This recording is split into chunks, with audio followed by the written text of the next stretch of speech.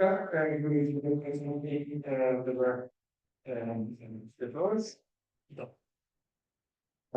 morning. My name is Joao Luiz, and I'm from Unicamp, Brazil. I'm presenting the Campus Grid. Campus Grid comes from a bigger project called Merge. It's microgrid for energy efficient. So, and this one comes from a bigger one that starts the Unicamp called Campus Sustentável or Sustainable Campus that was presented here by Professor Luiz in 2019. This program focus on energy efficient, money raising funds because we are a public university, so we have to raise money to our PhD.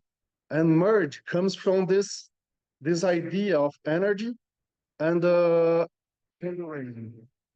So merge has four microgrids. Campus grid, or one, it's a multifunctional that includes a gymnasium, public lighting, physical education. A con-grid, it's a multi-user that's a legal problem in Brazil because we have to share the benefits with users. A nano-grid, it's a DC, maybe focus on a EV charger. And a laboratory, that's a laboratory microgrid focus on power electronics studies. There are three main goals in this project. Resilience in a new perspective. We don't focus only on one building, like in a hospital.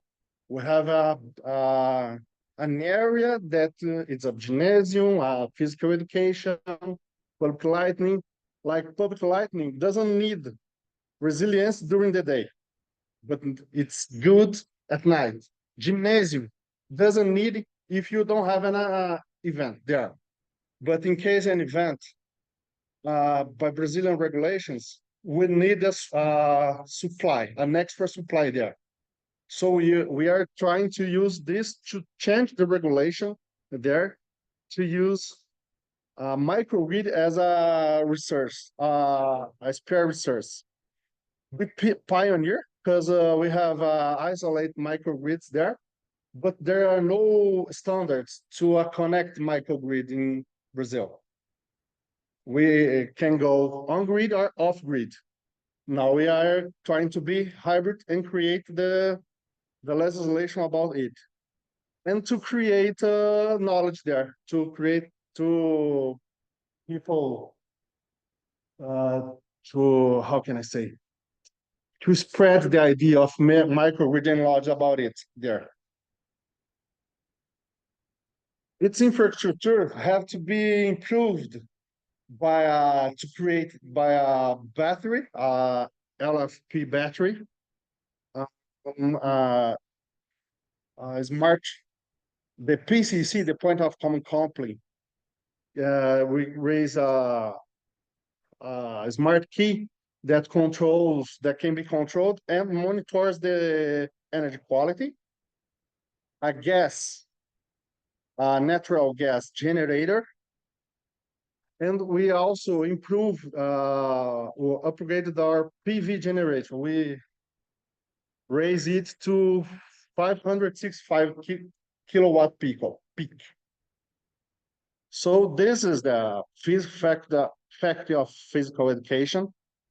The best electroposto, it's a e-bus charging station. That's another project from Campus Sustentável. We use a power quality meter online now to monitor and create data to us, and covers even a rare book library and our big library there.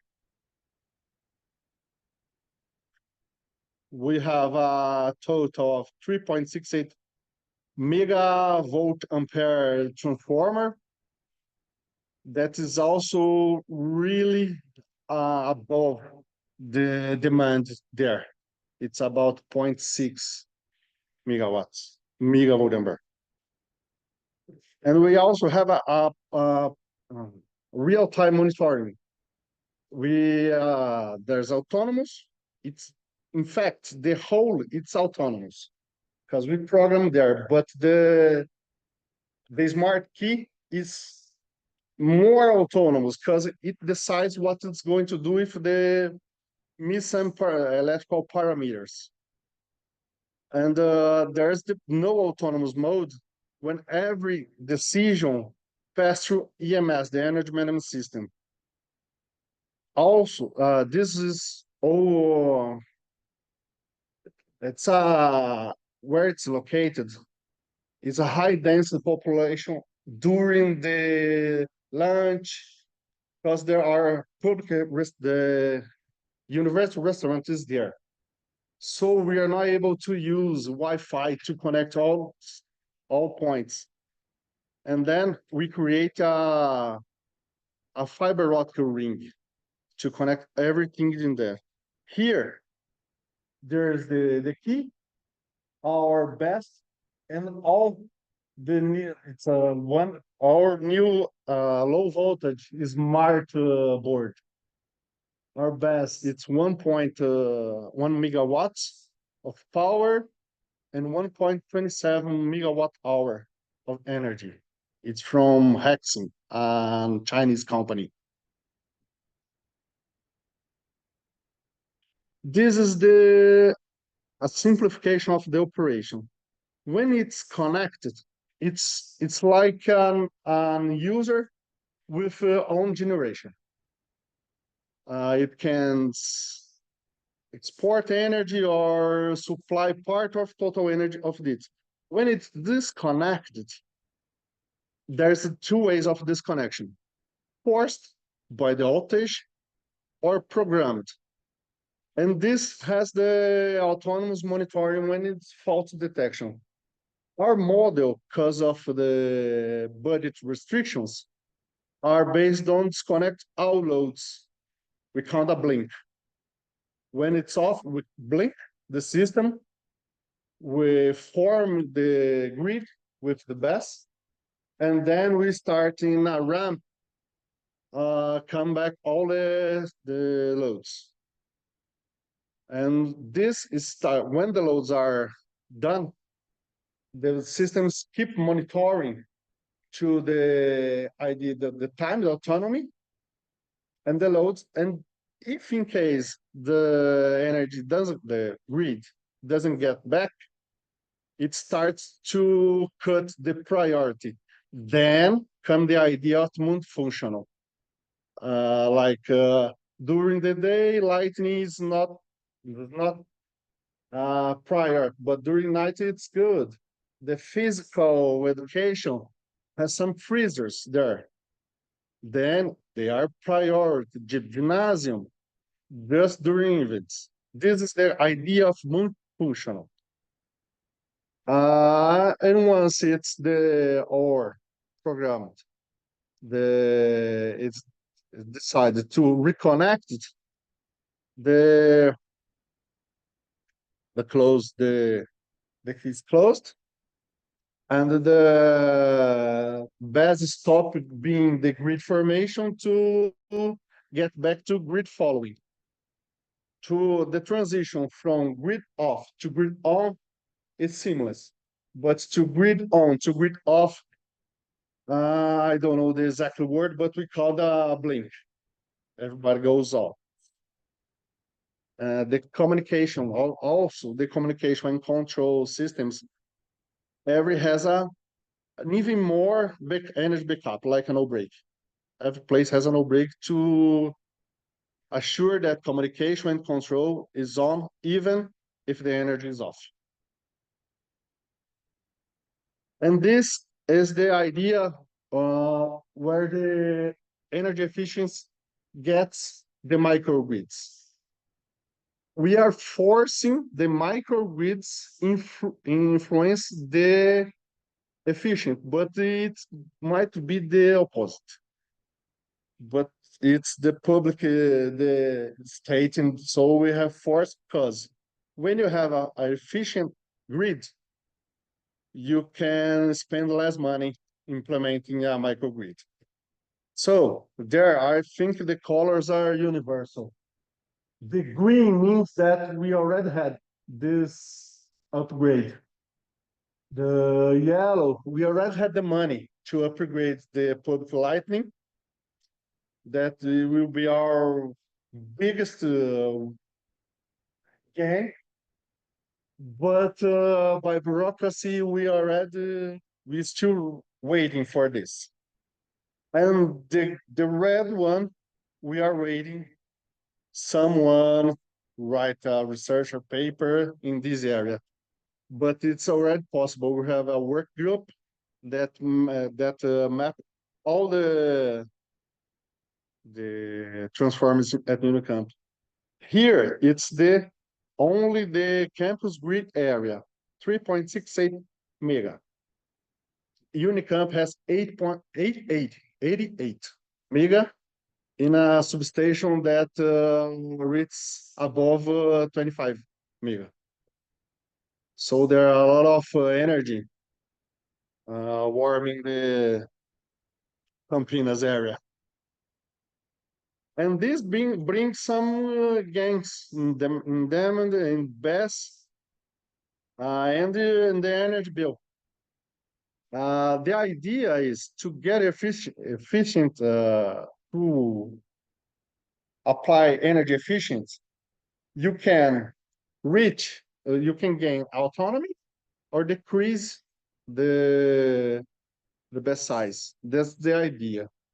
To this, we are playing because we need to create a model to Brazil. And this is where, after all energy efficiency, the microgrids can bring us some gain. Imagine a perfect world, an utopia, where everything is efficient. So we can do a bit more, like peak shaving. In Brazil, the demand is built for the 15 minutes, a mean of 15 minutes in some closed hours, hour and a half, hour and a half in half hour, in a quarter, a half, 3/4.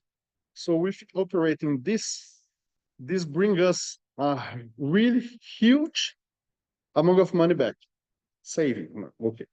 And energy arbitrage, it's here, but our case, it's a little bit different. In Brazil now, we have 2 energy hours. We have peak and not peak. But in Unicamp, we are in the free market. So nowadays, we have a flat price. We spend less than a half the community. It's planned in the future to this free market to be hourly, and then it would be applied this energy arbitration. That could be also used as not a money, but the research arbitration. Like in peak hours, we have some thermal generation, and we can avoid this. In fact, Unicamp use 100% energy, green energy. We, as a free market, we can choose from where we are going to buy energy. And then this year we start to buy green energy. It's raised the price, but cut the cost of the energy transportation. So we are expecting saving about to 4 million reais this year, just using this idea. And the idea in Brazil is, if you intend to go for a microgrid to reduce cost, that's not a no-go point. If you go for efficient, it's still a no-go point, because okay, you can use peak shave, you can arbitrate energy, but at which cost? So we did this Vine diagram to show that the resilience it's the key, but we can how can I say? We can mix all these points in a better way. But if resilience it's not mandatory, go for free market to save money, go to energy efficiency, but don't go to microgrid as an answer to your grid. Energy management, it's a good way to save a plus. We have in fact in Brazil we have a pyramid. The base of the pyramid it's to check the bill and adjust contracts. It's just bureaucracy. The second step in the pyramid it's the energy efficiency. You spend money to save energy in the future. This come back. The third floor it's free market. Nowadays in Brazil is we are paying a third for someone in the closed market. And this and the state of the art, just if you need, you go for microgrids, and it gives you energy arbitration, peak shaving, and even ancillary services that I don't mention here because we are still planning there how to go for it.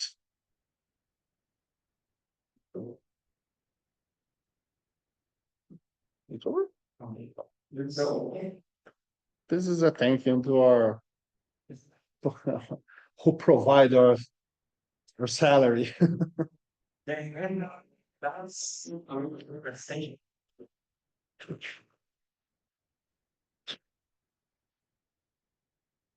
And the first what would you exactly?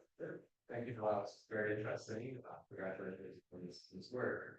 I was really interested in the interconnection between the microgrid and the the facility. And you have a power quality monitoring system. And I was just wondering if you could comment on power quality on the grid, there's a power quality on the microgrid, with respect to voltage, frequency, as well as the duration of frequency in terms of like, what's the profile that you now isolate the gas to that facility. So, Please, I've been speaking in English, in English just before the pandemic. you have monitoring interconnection. Yeah. Can you comment on voltage, frequency, and outages for the resilient grid? Or the monitoring is only for the micro? No, we monitored both sides. Okay. Both sides. Once it's connected, we still the key monitor the reconnection, but we monitor the both sides. We have to. Right. And the question was your perspective. In fact, in this area, it's we have last year about an hour of outage during the whole year. So it's really good at that, but it's our case in São Paulo. There's in São Paulo City. Uh, this year, they after a climate tragedy, they stays with 3 days without energy, and it's the richest city in the South America. But in this area, it's in fact we don't need a microgrid there. It comes from a perspective of research and create a model to And voltage, frequency, stabilization. They are really good at this area. The Brazilian grid it's unites almost the all states. Just one, they are developing a line in Northwest that is connected to Venezuela because it's too far. But it's only one grid for the whole country. So just about our quality, you know, how would the form and then that score with Excuse me. and how is the form quality in library operating? Oh. It's when we have a value that's last the lowest. No, it's fine. We are commissioning right now, but we were in China a few months ago to check it, and it's really fine. And it works. It's more than twice we need the battery. Can you, I think that in the same way, Actually, I just want to have a clarification. I have shown in the slide microgrid optimization. One slide, right? Optimize. They have shown 8% battery energy storage system utilized. How you are doing that? Because the capacity for the campus is 3.3 megawatt and 1.68 is the storage system, and the peak power is given by the PV panel is approximately 0.3. That I'm curious how you're getting that value. How can I get the value? 8% utilization of battery and storage system. I think you can go for that. Like anything you started in backward and just understand. yeah. It means like PESS given with DG. Battery energy storage system with the grid. 8% is capacity utilization. Okay. This comes from the gain we've had with efficiency. We consider the same autonomy or the same size of the battery. We can get we can reduce the battery to achieve the same. We just did this with the energy saving. That's the number that represents it. Okay. If there are more questions, discuss in the next week. Thank you. And sorry for my English. I'm really rest.